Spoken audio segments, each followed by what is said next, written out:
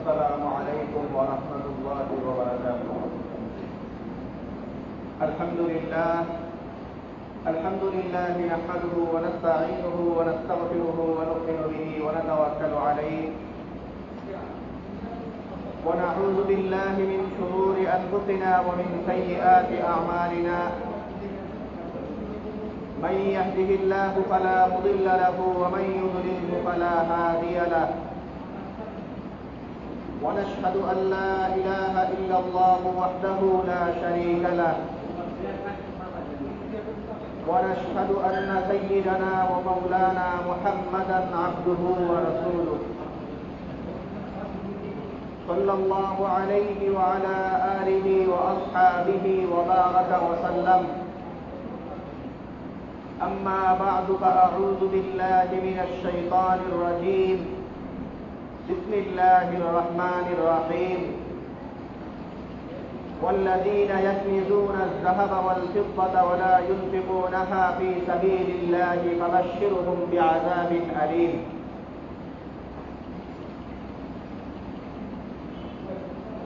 وعن بعض الصحابة رضي الله تعالى عنهم أنه قال: فرض رسول الله صلى الله عليه وسلم زكاة الفطر طهرة للصائم من اللغو والرفث وطعمة للمساكين. اللهم صل على محمد وعلى آل محمد كما صليت على إبراهيم وعلى آل إبراهيم إنك حميد مجيد. اللهم بارك على محمد وعلى آل محمد كما باركت على إبراهيم وعلى آل إبراهيم إنك حميد مجيد. سبحانك لا علم لنا إلا ما علمتنا إنك أنت العليم الحكيم. মহান আল্লাহ পাক রব্বুল আলামিনের দরবারে অসংখ্য শুকরিয়া জ্ঞাপন করছি, যিনি আমাদেরকে অন্যান্য জুমার ন্যায় আজকেও জুমার নামাজ আদায়ের জন্য পবিত্র ঘর মসজিদে আসার তৌফিক দান করেছেন। আলহামদুলিল্লাহ। মুহতারাম হাজিরিন, আমরা মহিমান্বিত মাস রমজান মাসের একদম শেষ সময়ে এসে উপনীত হয়েছে। আজকে রমজান মাসের সর্বশেষ জুমা। রমজানের সর্বশেষ জুমা। আর 2-3 দিন আমরা এই মাস পাবো, চাঁদ দেখার উপর নির্ভরশীল। রমজান মাসের শেষ জুমা জুমার দিন এমনিতেই গুরুত্বপূর্ণ একটা দিন, রমজান মাস গুরুত্বপূর্ণ মাস, রমজানের শেষ দশক সেটা আরেকটু গুরুত্ববহ। এই সব কিছু মিলিয়ে আজকের এই সময়টা বা এই দিনটা খুবই গুরুত্বপূর্ণ। এই দিনটা আমাদের জন্য গুরুত্বপূর্ণ একটা দিন।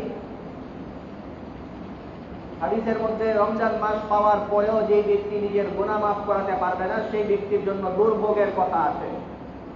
এই কারণে গুনাহ মাফ করিয়ে নেওয়ার সর্বশেষ সময়টা ইতিমধ্যে চলছে বলা যায়। তো এত কিছু মিলিয়ে আজকের সময়টা গুরুত্বপূর্ণ, অনেক গুরুত্বপূর্ণ। বাকি এই দিনটাকে একটু গুরুত্ব দেওয়ার জন্য অনেকে কিছু সমস্যা তৈরি করে, নাম দেয়, বিশেষ কিছু কাজেরও বিবরণ দেয়, এগুলি আবার ঠিক না। এই জুমার নামই দিয়ে দিতে জুমাতুল বিদা, ওরকম কোনো নাম আসলে নাই। আবার জুমাতুল বিদা কেন্দ্রিক কিছু আমলও আছে, এগুলি অনেকেই করে থাকেন।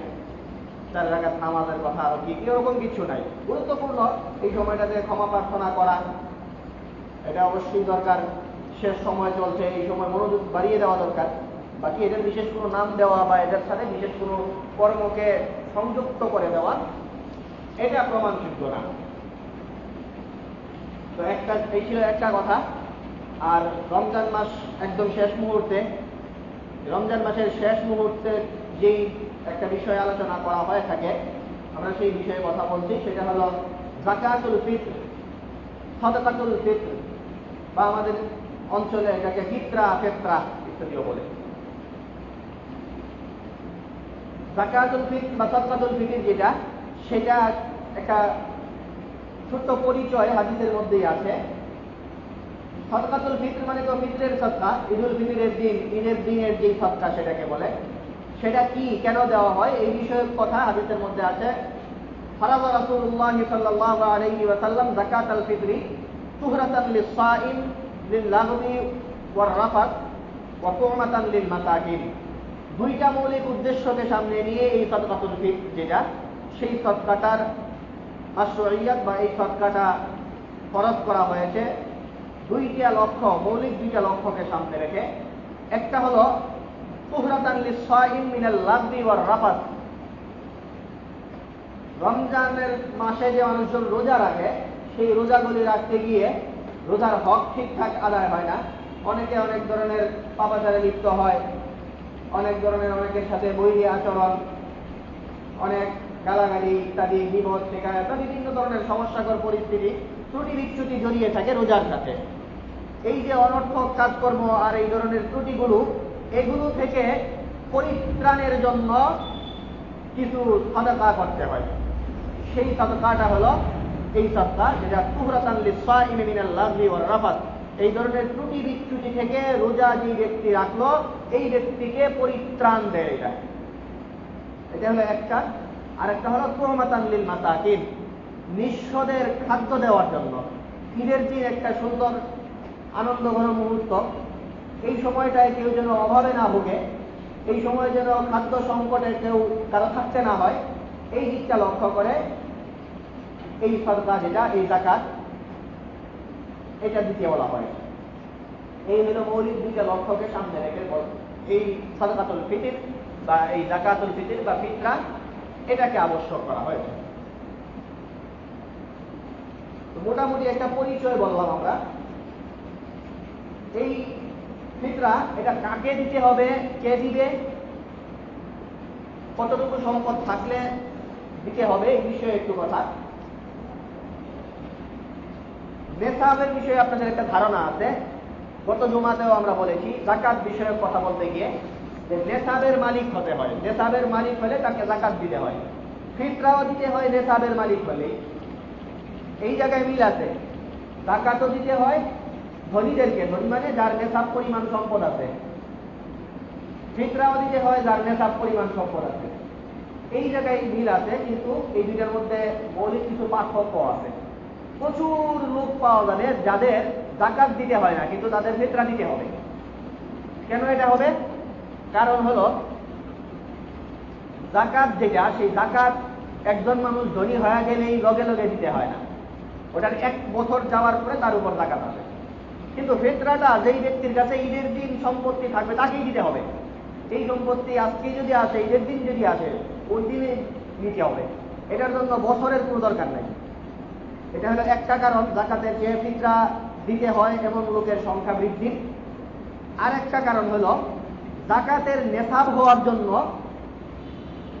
জাকাতের নেশাব হইতে হলে কয়েক ধরনের সম্পত্তির কথা আমরা গত সময় বলেছিলাম।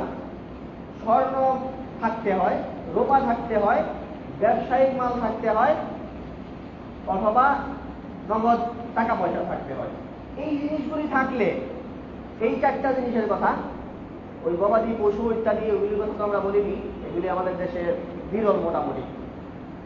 মৌলিকভাবে জাকাত দিতে হয় এই সম্পদগুলি থাকলে, স্বর্ণ, রূপা, টাকা পয়সা আর হলো ব্যবসার মাল, এগুলো থাকলে এবং এগুলোর যদি নেশাব হয়, নেশাব মোটামুটি 40,000 বলতে পারি আমরা।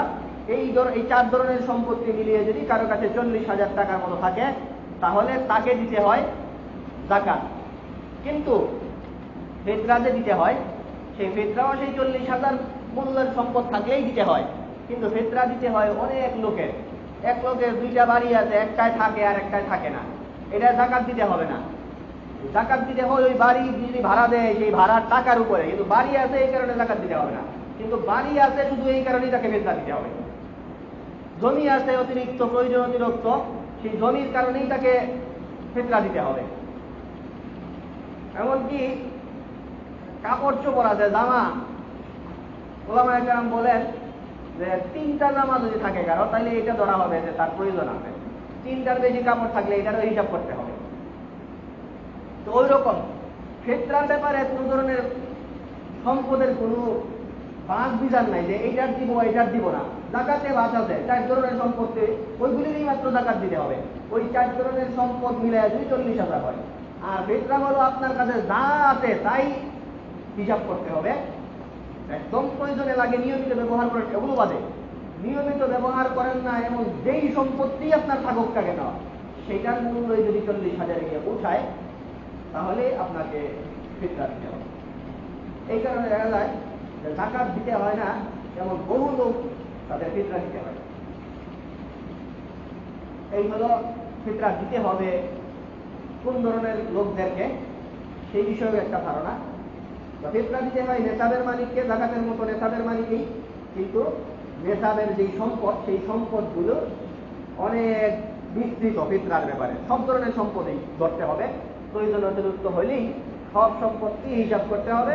ওই সম্পদগুলো হিসাব করে তারপরে 2টা মোবাইল সেট থাকলে একটা দরকারি আর একটা এমনি পকেটে রাখেন, ওইটারও ধরবেন। তো ওই রকম যত অতিরিক্ত সম্পত্তি যা আছে সবগুলি দিয়ে ধরে তারপরে দেখবেন যে এগুলির মূল্যমান 52.5 তোলা রূপার সমান হলো কিনা। বর্তমান বাজারে 40,000-এর মতো, ওই পরিমাণ হলে তাকে ফিতরা দিতে হবে।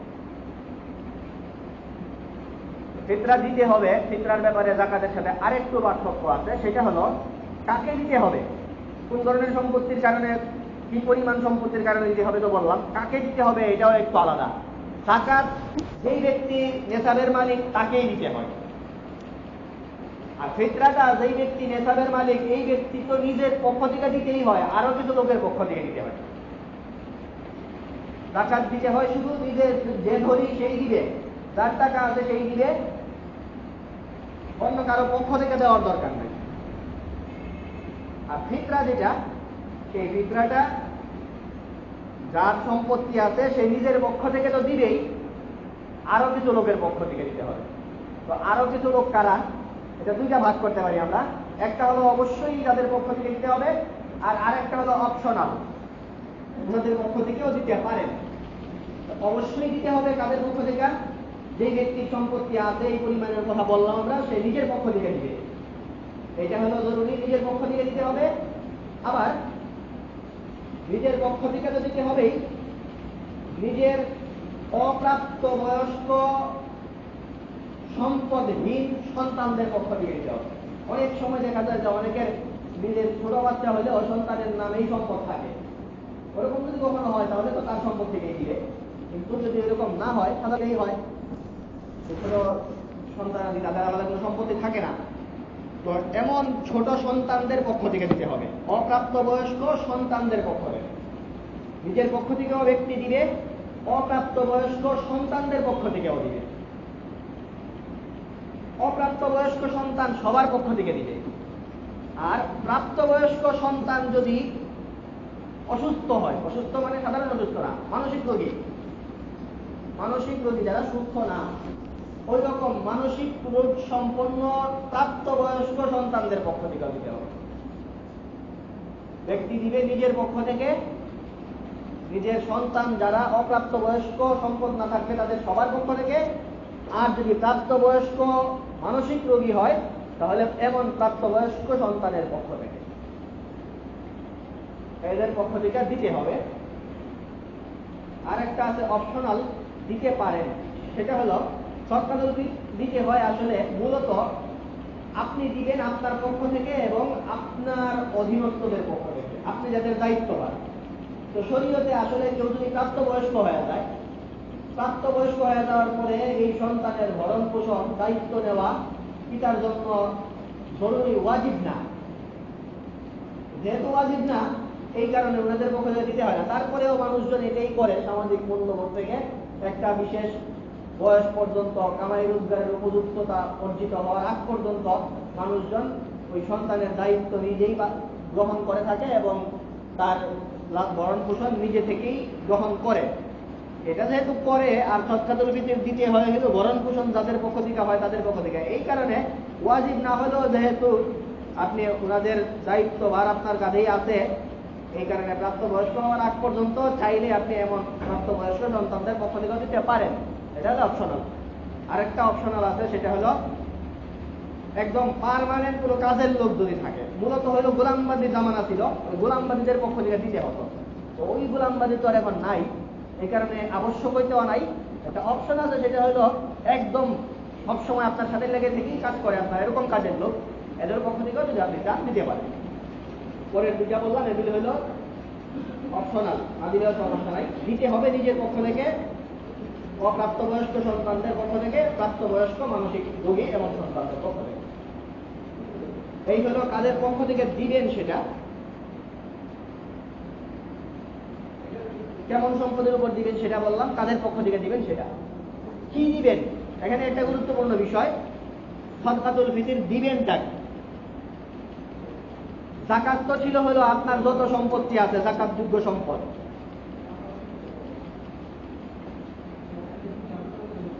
যাকাতযোগ্য যত সম্পদ আছে,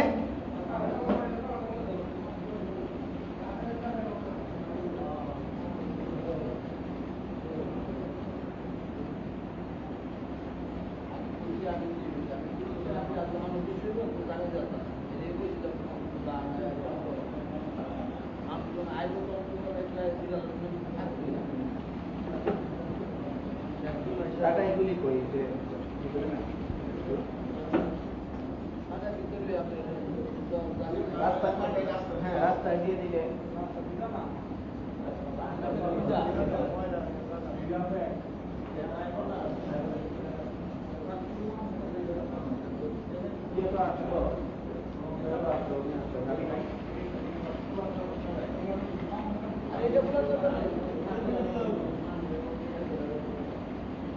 আচ্ছা, আমরা যে কাতার সুদা করার সময়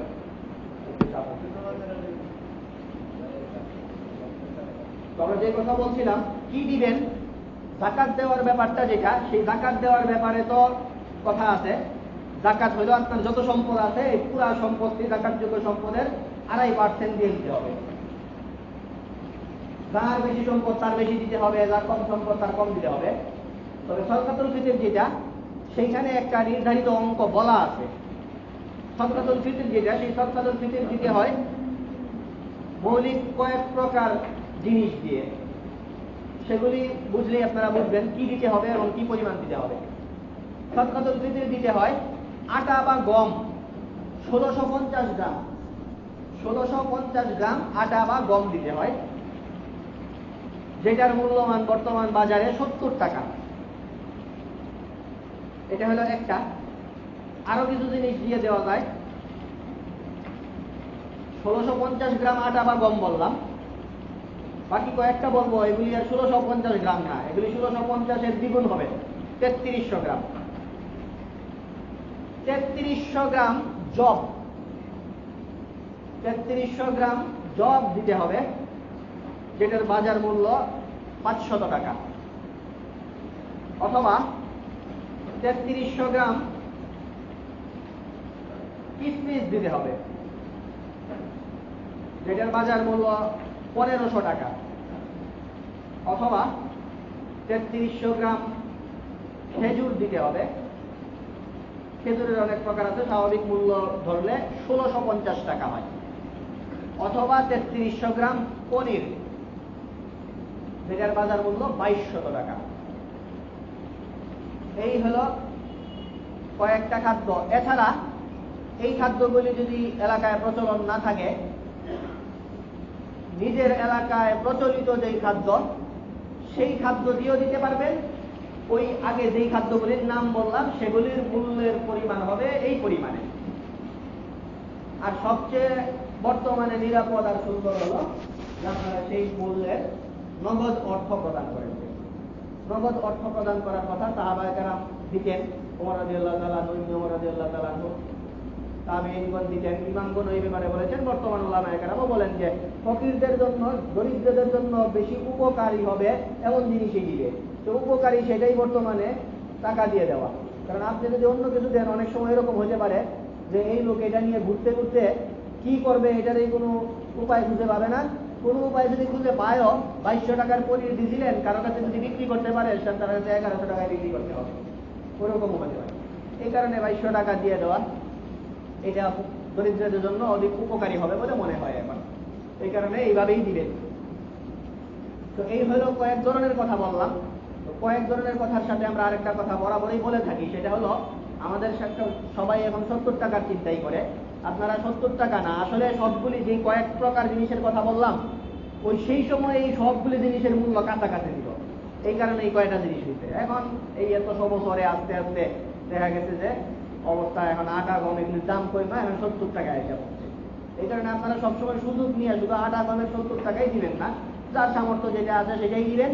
অথবা এক এক বছর এক একটার হিসাবে দিবেন, যে কোনো একটা হয়তো সামর্থ্য অনুযায়ী প্রত্যেক বছর দিবেন। অথবা প্রত্যেক বছরের ভাগ করবেন যে গত বছর তো এটা হিসাবে দিয়েছিলাম, এই বছর এটা হিসাবে দিবেন। তো কাদেরকে দিবেন সেই বিষয়ে যাকাতের ব্যাপারে আমরা গত জুমায় বলেছিলাম, হুবহু এই লোকগুলিকেই দিবেন। কাদেরকে দেওয়া যাবে না সেই ব্যাপারে একই কথা, এদেরকেই দিবেন। যাকাতুল ফিতর যেটা, সেই ফিতরটা অনেকেই আমাদের দেশের অনেকেই বিদেশে থাকেন। বিদেশে যারা থাকেন এদের বড় একটা প্রশ্ন যে আমরা বিদেশে থাকি, আমরা যে দিব কোন এলাকার মূল্য হিসেবে দিব। এটা তো কোন এলাকার মূল্য হিসেবে দিবেন এই ব্যাপারে কথা হলো, আপনাকে যারা বিদেশে থাকেন ওনার তো নিজের সন্তানদের পক্ষ থেকেও দিতে হয়। তো সন্তানদের পক্ষ থেকে যেটা দিবেন সেটা অবশ্যই আপনি বাংলাদেশের হিসাবে দিবেন। আর নিজের পক্ষ থেকে যেটা দিবেন সেটা বাংলাদেশ আর আপনার দেশ অবস্থানরত এই দুই দেশের মধ্য থেকে যেটা ধরলে একটু বেশি দিতে হয় সেটা দিবেন। কারণ দুই ধরনের বক্তব্য আছে, ওই বক্তব্যের মার পেতে যাওয়ার দরকার নাই। যেটা দিলে বেশি দরকার হয়, বেশি দিতে হয়, ওই একটু বেশি হবে, সেটা অনুযায়ী নিজের পক্ষ থেকে দিবেন। আর অন্য যাদের পক্ষ থেকে দেন, আপনার আত্মীয় সন্তান, এদের পক্ষ থেকে যেটা দিবেন সেটা তো হলো ওরা যে এলাকায় আছে সেই এলাকায় হিসেবে। আল্লাহ আমাদের আজকে এই কথাগুলো বুঝার তো বিজ্ঞান করুন।